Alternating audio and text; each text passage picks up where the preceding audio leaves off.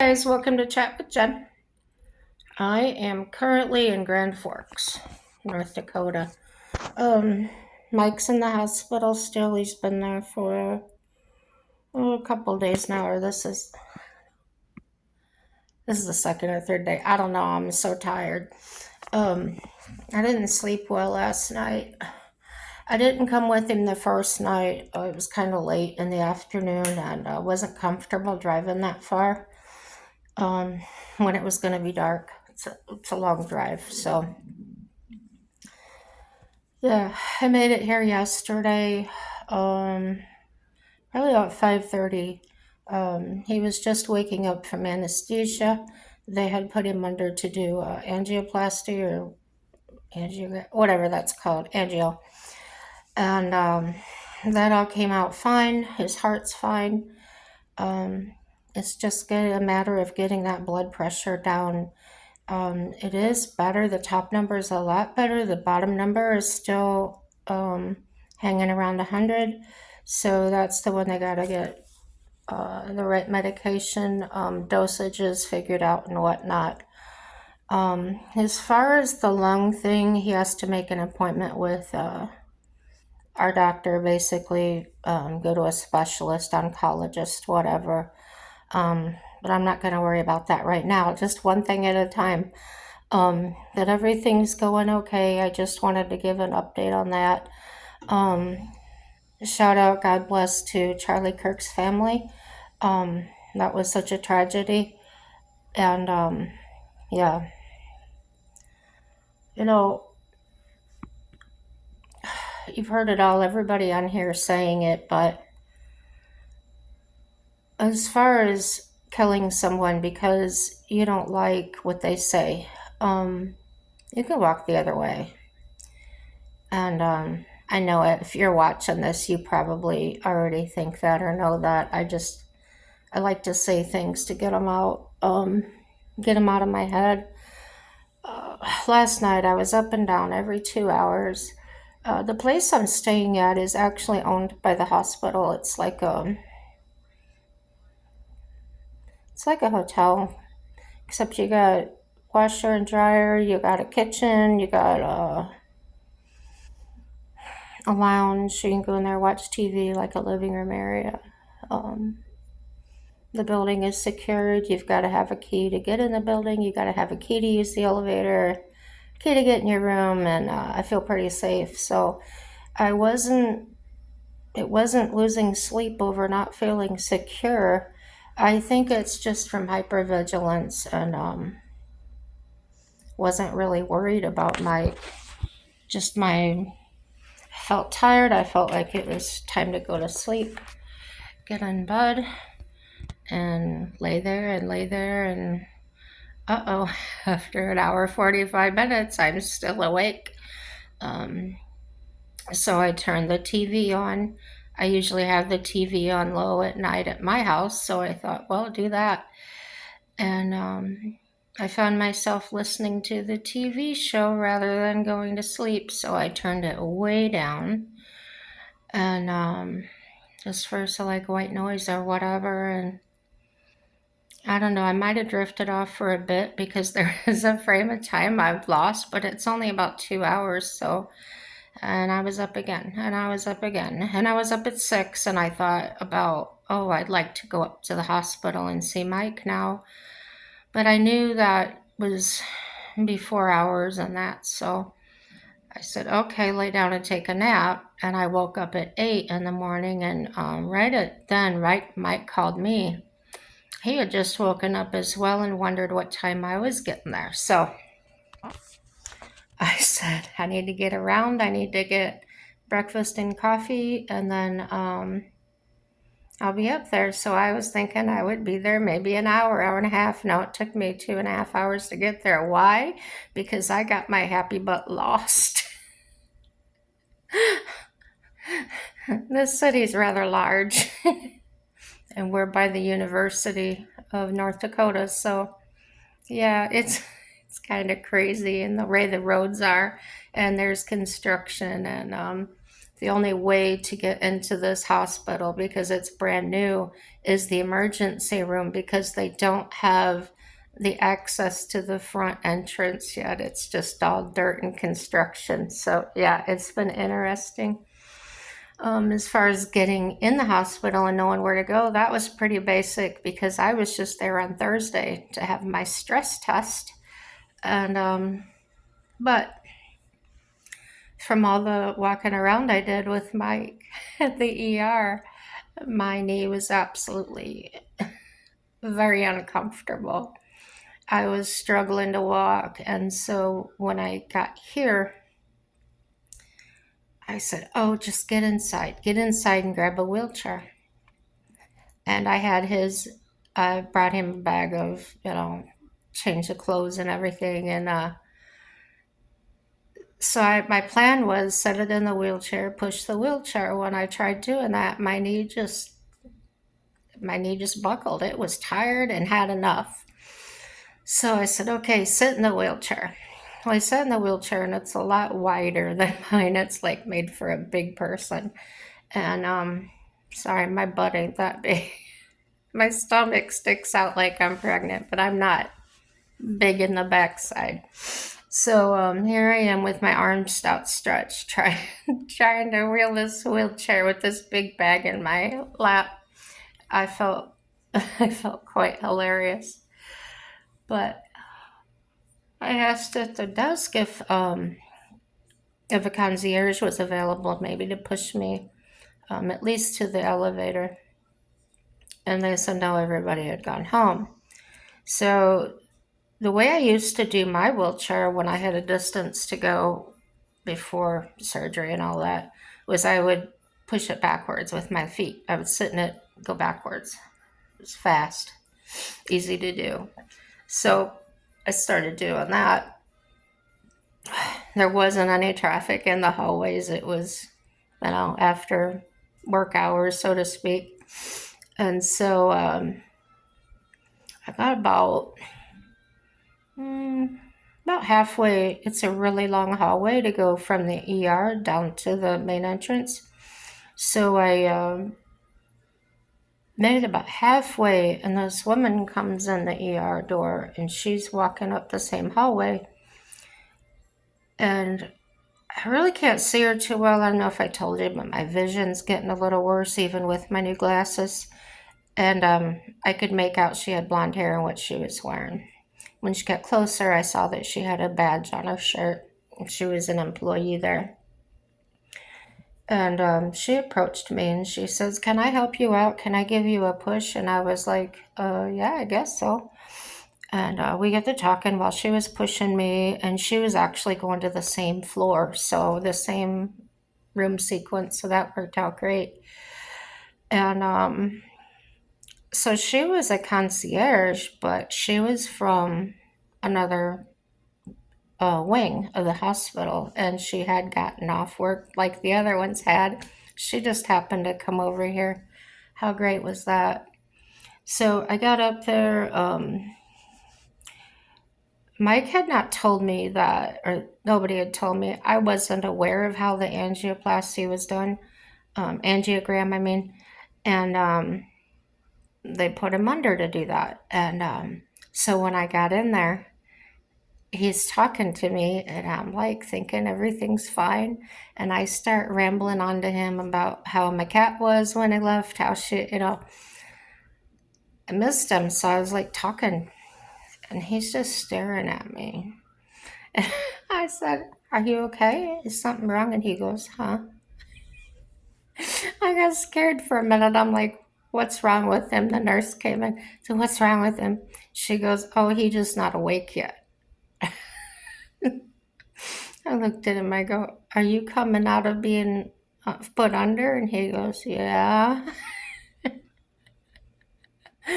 Yeah. Yeah. So that's what I get for not being there, right? So yeah, today I got up there finally, and told me about his heart being fine and stuff like that. As a precautions, they're gonna put him on stuff to lower his cholesterol. I think we're all on that now. I don't know. But, and Lasix and all that good junk. And they're going to go ahead and give him metformin, which is what I take for diabetes. His numbers were a little high. Not, I wouldn't say bad diabetic, but it was over 150. So, yeah, be safe. And that's how that went. So, sitting there all day. I was very disappointed for it being a new hospital and that, at how he was treated. And I'm not saying that because I know people can get productive and stuff with their patients, their family members. And because I've worked healthcare, I know what it's like to be on the other side and have people bitch at you. And I didn't want to be that person. So I calculated everything carefully and how I was going to say things. And the one thing that bothered me was when he sat up, he was dirty. And I asked if they had given him any wet wipes or body wipes or anything to wash up, and he says no. And I said, okay. And waited a little bit longer, and do you want to take a shower? And I just try to be real gentle about things. I don't want to rock the boat or overstep, especially in his condition. And so we were told the aide is on her way. She's got the stuff in her arms for the bathing. She'll be here in about 5 minutes. An hour and 45 minutes go by. I'm getting tired. I'm not going to leave there until he's been cleaned up. It's starting to smell in there. So I said, are you able to get up? And he says, yeah. I said, ring your bell. And he was just picking it up, and the nurse came in to take some more air out of the tube they put in his arm.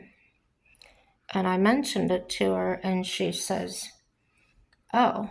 And I said, yeah. She goes, well, who was in there? And we told her her name. I said, she said the aide was, she had the stuff and she was going to be right in, and she never showed up. So she says, oh, do you want wipes? Do you want this? Do you want that? And I said, he wants to take a shower. So she got out made a protective covering for that arm, and told him to pretend it's broke. Don't move it. And I ended up giving him the shower, guys. So I wasn't impressed. That was at about 8 o'clock last night, and I got there about 9:30 this morning, 10 o'clock. I don't know. Maybe 11. Heck if I know. Anywho, the wash rag and towels that we had used the night before were still laying on the floor. I said, hasn't anybody been in here to clean? Also, the dirty linens I had stripped off his bed were still at the foot of the bed. I said, no, nobody's been in here to clean. I said, well, would you please ring your bell? And,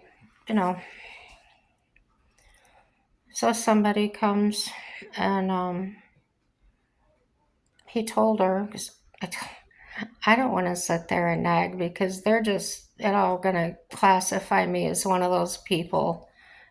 You know what I'm talking about. If you're a nurse or a doctor, you know what I'm talking about. Oh, it's her again, or something like that. No, it was just, I was just expecting the basics. Clean linens, a bath, something. He's been here 3 days, right? Do something. I had brought him clean underwear and pajama bottoms, and none of that was used. None of that. Okay, well, I do it myself best I can. I was hobbling around there. Oh my gosh, I was so sore. I still am, but I was just like, man, this is love. He did it for you. For how long? You gotta push it.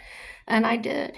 And today, here I am, been pushing it the last couple of days. Just before I left to come here, I fell in his hospital room. And he panicked. And it's so hard. It's just, I don't know what to say about that. I'm fine. It wasn't fun. But I said, I had the wheelchair from today. Well, the concierge had pushed me up there today because I was there early enough. So they called another one, and he told them I fell. They didn't even ask me if I was okay. Well,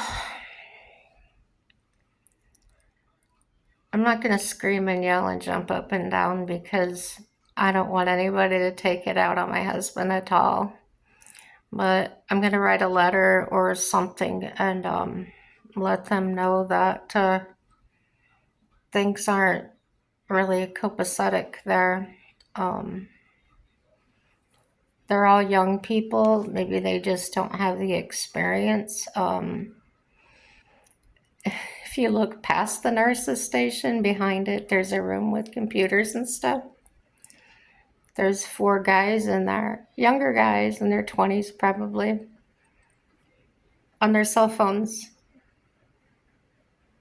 I don't know what they're doing, playing games or whatever. And I thought, so today, I hope with all my pieces you're getting the whole picture.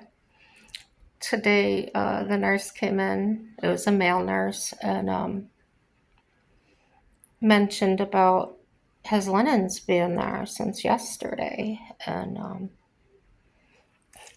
here he says, we only have one person and there's 24 beds here.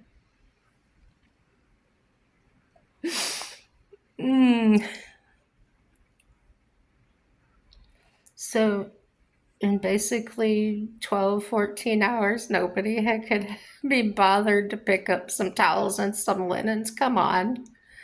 Not even peek their head in and see if you needed your trash emptied. And they had filled up his trash with their whatevers. It's like, I don't know. I don't know, guys. It's a brand new place. It's nice.